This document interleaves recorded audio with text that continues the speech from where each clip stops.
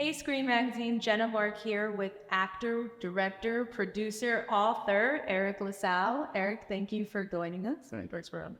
So you've been a very busy man. Trying to stay busy. It's good. Busy is good. You just released your third book, Laws of Annihilation.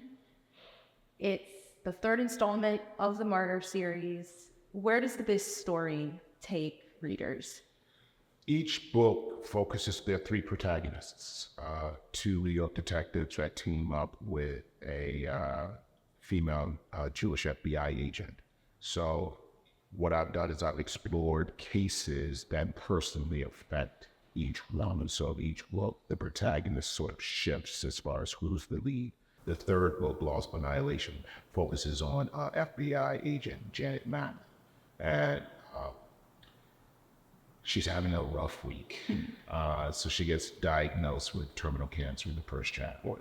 And the third chapter, she's presenting with the biggest case and the most important case of her career. So the book focuses on sort of, what we're experiencing right now, a lot of racial hatred, a lot of tension, a lot of, and in this particular case, anti-Semitism. And so early on, we discovered two rabbis that are brutally murdered. So this case involving anti-Semitic crimes actually takes her on this spiritual journey, her connecting to her Jewish faith. So that's the... So you hit the nail on the head, because I was thinking as I was prepping for this, the timing of this book is, you couldn't have scripted that any better, unfortunately. So I want to ask where you came up with, when you were in the process, that storyline. Well, like I said, each book, something that's been consistent with the entire franchise is that as these cops are investigating these heinous crimes, because our team only investigates high-profile serial killers. So in each book, like I said, one of our protagonists has more of a personal connection to each case. And so it forces them to go on a spiritual journey as they're trying to solve the case. So this one, I wanted to take a woman who had been previously indifferent to her culture, indifferent to her religion, and help her by going through hell, finding a way to connect more. The book deals a lot with tribalism, the tribes we're born into, the tribes that we adopt, the tribes that we just fall into. And so, timing wise, it's weird, because on one hand, you're like, wow, you don't want it to still be relevant in that way. The fact that we still deal with, the anti-Semitism is on the rise at an all-time high. It's just unfortunate that our society, our world, has these cycles of heat. And so, like you said, no way to anticipate what's going on in the world, and me releasing this book, and I don't want to exploit what's going on in the world to help the world, particularly with how heinous the things are. But it's just one of those scary things, and so people are like, this is so relevant right now. I wish it weren't. Why take a woman for this one? The average person reads a book. It takes usually a week to 3 weeks for the average person to read a book. Some people are a lot faster, some people are a lot slower. So let's just average it out to 2-3 weeks. So if I, as a writer and as an author, if I'm asking you to give up 2 to 3 weeks of your life, I want something to stick. I want it to be substantive. I want it to be relevant. I want it to resonate. And so I choose topical things. I choose interesting characters. Special Agent Genna and I don't really write by women any differently really than white men. I don't write, African Americans very different than white. And what I mean by that is fundamentally, I give them all the same type of foundation. And then you sprinkle in the specifics of their gender or their race, and that's what some ways.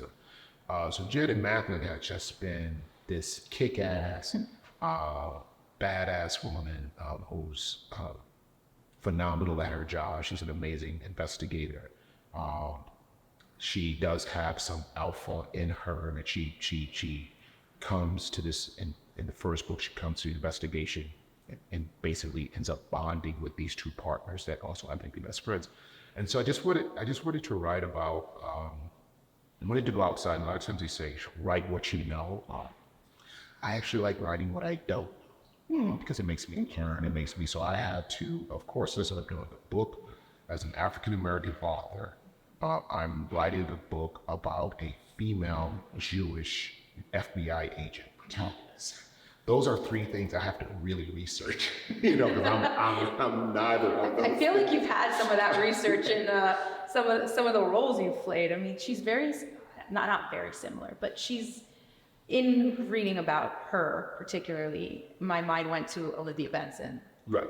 I love endowing these characters with the same fundamental foundation. That's how, like, people ask, oh, how do you write women so well? You write them so strong. It's like, yeah, because I have them doing the same thing I would have men doing.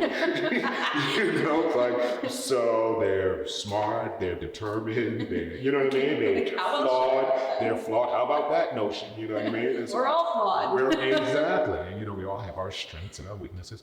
But then when, you do the research, and obviously this book had to be vetted several times, particularly to make sure that I was being sensitive to a culture that is not my culture, sensitive to a religion that's not my religion. So I did a lot of research. I've worked with rabbis, male and female, because I needed the female rabbi to really give me this perspective of a woman being in a patriarchal religion and culture, and a badass, smart, brilliant woman, and how does she function? How does that work? And so to be able to do that research and then have women to read it to make sure, just on a social level and gender level, that I'm doing good and proud.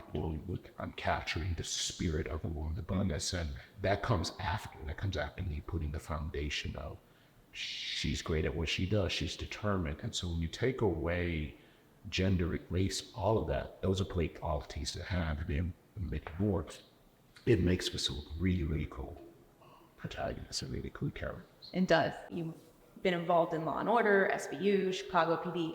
How much of those shows and those characters and that work helped or influenced these books? Well, very much.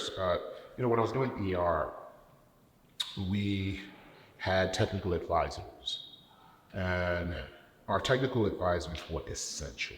They were the heroes. They made us look good. They made us feel accurate, and so some of the best compliments we get are actually when doctors, or nurses, people in the medical profession come up and say, "We know it was a TV show. We get that, but you guys."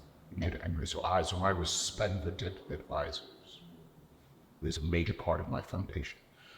So having technical advisors, also Chicago PD, I've been exposed to some really smart cops, and so I go to them.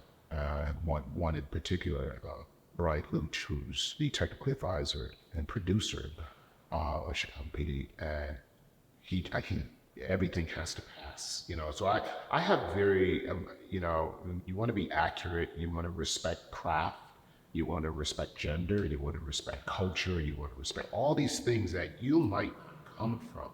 So for me, it's about doing the homework, it's about being vetted.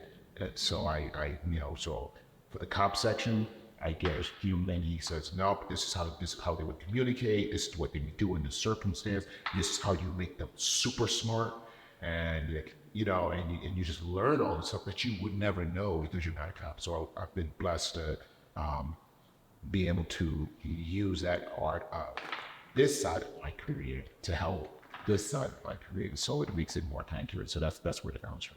creating a storyline for one book, it's got to be difficult enough on its own. You chose to tackle 3. Well, I didn't intentionally choose 3. What happened? So I wrote my first book 11 years ago, in 2012. It was LAWS of Aggression. And felt really good about it. Shopped it around, got rejected a gazillion times, repeatedly, by the same publishing company. I would go to each major one like 4 or 5 times. So it wasn't like this publishing company turned me down once. No, this one turned me down 5 times. This one turned me down 5 times. This one turned me down. That's a lot of no's. It's a lot of no's. So, I went through the process and then I just said, screw it, I'm going to self-publish. I believe in this book, I'm going to self-publish it. So I did it. And then, I'm the type of person when you say no to me or, I take, there's an L. How do I turn it into a W? And so I just doubled down. And so I said, well, I'm going to write it. The next one's going to get me the publishing deal. The next one's going to. And so then I wrote a second one. And the same thing happened. They turned me down, chopped multiple times. And so by this time, I started working with a marketing specialist by the name of Raquel Henderson, and she just she got what I was going for. She believed in me. She kept pushing, and she said, "We can't self-publish your books anymore. They're too good." And so I said, "Would you like to be my agent?" And she says, "I'm not an agent." I said, "Well, you act that long and you believe in me, so let's just let me think about it." She came back the next day. She goes, "All right," so she became an agent. And we shot the next 7 years trying to find a publisher, and we finally did. The publisher that I got said, "Hey, we know you have new books, we know you have old books." And they did something really cool. They said, "We would like to rebrand, repackage, republish the first 2 books that you self-published, and let that help build this, this franchise." So it was great. So they new book cover, now I have a machine behind me, very different. And, It was a nice gift. It's a nice surprise. So this one, Raquel found this one. So it was really, really cool to, get in there and now start having a different approach to the team. So we did that, and then LAWS of Annihilation has never been seeded, it never been self-published or anything. So everything was leading up to this 3rd book. I'm now finishing up the 4th book. Oh, there's another one. Another one, yes. So I think I'm going to end up with, right now, I see 5. But it was never, I didn't set out, I'm going to do a trilogy, I set out, I had a book, I thought it was a good book, I thought the second one, I saw the growth of the writing, I thought I had something, and it just kept projecting. The beauty is, so we just released LAWS of Annihilation, and now all 3 books are showing up where bestsellers. It's bestsellers. So that's awesome. You know what I mean? Like that's what it's there worth the wait. Well, you know what it is, kids. Don't let people tell you you can't do something. They might not be ready for it. They might not see the value. So it's really about going where you're valued. It's finding, and so you keep trying until someone sees your value. It's finding people that appreciate what you do, sometimes it takes you years. Obviously, they're similar with acting, right? You're coming up, you get rejected a lot. How much of that prepared you to tolerate it with something that's so personal that you created? Well, here's the difference with that. There is immediate gratification. You can, many times I've gone in, auditioned, and that day got a phone call. You got the job, my agent calls. 2 days later, you got the job. So there is much more immediate gratification. Writing a book, literally, like I said, it took me 11 years to, like I said, I self-published. I was doing things, but I'm just saying it took 11 years to start really getting the gratification. Like as an actor, I could go in, when I auditioned for Coming to America, gentlemen, the director hired me in the room. So I'm talking about immediate gratification. You prep for something, you do the homework, you show up, and boom, you're rewarded. That's rare, doesn't count like that. Right. But still, the window in general of auditioning and getting something compared to a book, which is like you start writing the book here, there are plenty of authors, all races and genders that have been struggling even longer than me. That's Right. still, what I mean? And some it takes 3-4 years, but it takes years. Or it can't. I mean, there's no formula. But for me, it has, and we have plenty of rejection. Yeah, I mean, yes, I'm used to rejection. I'm an actor, I'm a man, trust me, I'm a man. I know a lot about rejection. So all of that helps to strengthen you. All of that helps you in your resolve, and it helps you in your belief in self, because you start saying, even though this is a different medium, I remember believing in myself. I was born and raised in Harvard, Connecticut. When I was coming up, there were no African American actors from so from the time I was 17 years old, I've heard that doesn't make sense. That's impossible. I've heard that. So all of that stuff, by the time you start, you go, I got this. And I want to be very clear. I don't want to present it like it's easy, because it's not. And, my agent did have to talk me off the ledge a couple of times, because, you just get frustrated. Yeah, I mean, 20 no's on the same thing that you just created. I'm sure it wasn't the nicest thing to hear. Yeah, so it just, it just gets you like, but you hang in there, and you just keep, doing your thing, and you keep growing, you keep studying, I read a lot, I study great authors, I, go to book conferences. I'm still learning, but this is also the hardest thing I've ever done.